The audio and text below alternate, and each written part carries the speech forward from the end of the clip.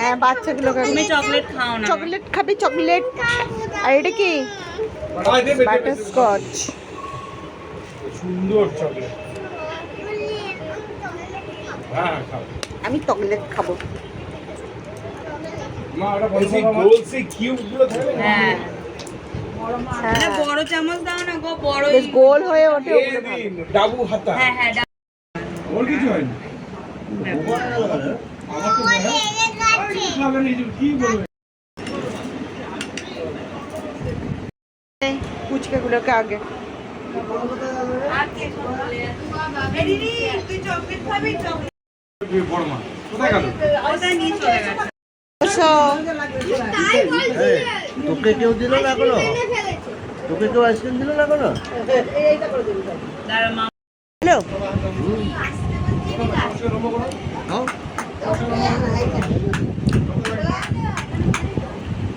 দাদা বলি গেল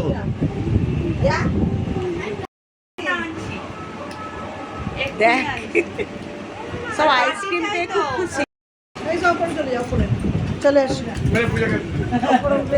কত সব কি ব্যাপার, কি কি আছে আইসক্রিমের মধ্যে? একবার ওকে দিচ্ছিস আর একবার তুই নিচ্ছিস। হ্যাঁ তো আইসক্রিম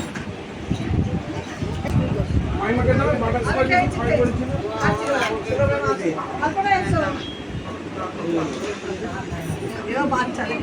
সুমনকে দে। আমার দিই না।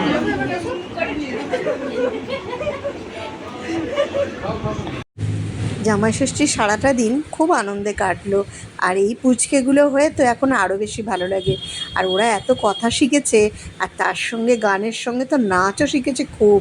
এবারে খুব নেচেছে ওরা, গান চললেই দেখি ওদের নাচ শুরু হয়ে যাচ্ছে। আর আমরা জামাই ষষ্ঠীর 2-3 দিন আগে থেকেই আমরা বোনেরা গেছিলাম, কদিন বেশ আনন্দে কাটলো। আর আমার দাদাও এমনকি জামাই ষষ্ঠীতে যেতে চায় না, ও বলে না জামাই ষষ্ঠীটা কাটিয়ে আমি পরে যাব, কেননা এই আনন্দটা ও মিস করতে চায় না।